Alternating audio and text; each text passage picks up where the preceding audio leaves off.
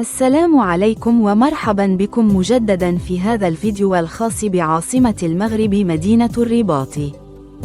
العاصمة الإدارية للمغرب تتمتع بمناخ معتدل ورطب بفضل موقعها الساحلي على المحيط الأطلسي.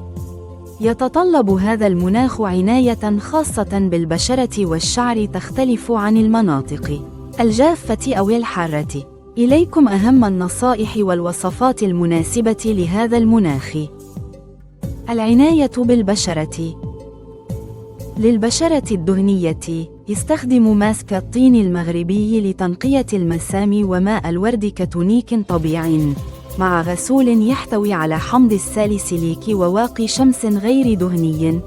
للبشرة الجافة جربوا ماسك العسل وزيت الزيتون لترطيب عميق مع مرطبات تحتوي على زبدة الشيا أو حمض الهيالورونيك.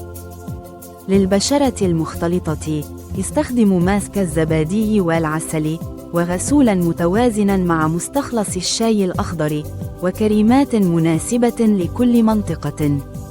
للبشرة الحساسة جل الألوفيرا يهدئ البشرة مع غسول لطيف وكريمات مهدئة تحتوي على البابونج.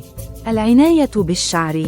الشعر الجاف حمام زيت الأرغان أو زيت جوز الهند وماسك العسل مثاليان للترطيب العميق. الشعر الدهني شطف الشعر بماء الليمون واستخدام شامبو يحتوي على الشاي الأخضر. الشعر المجعد ماسك الأفوكادو مع زيت الزيتون يرطب الشعر مع كريمات تصفيف بزبدة الشيا. الشعر العادي حافظوا على توازن الزيوت باستخدام شامبو وبلسم يومي وسيروم خفيف. الأقمشة المناسبة لكل فصل. فصل الصيف القطن والكتان والحرير الخفيف للأيام الحارة. فصل الشتاء الصوف والكشمير والفيسكوز الثقيل.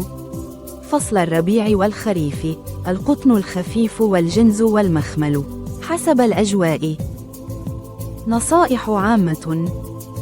استخدام واقي الشمس يومياً حتى في الأيام الغائمة. الحفاظ على الترطيب المستمر للبشرة والشعر. شرب الكثير من الماء لضمان الترطيب الداخلي.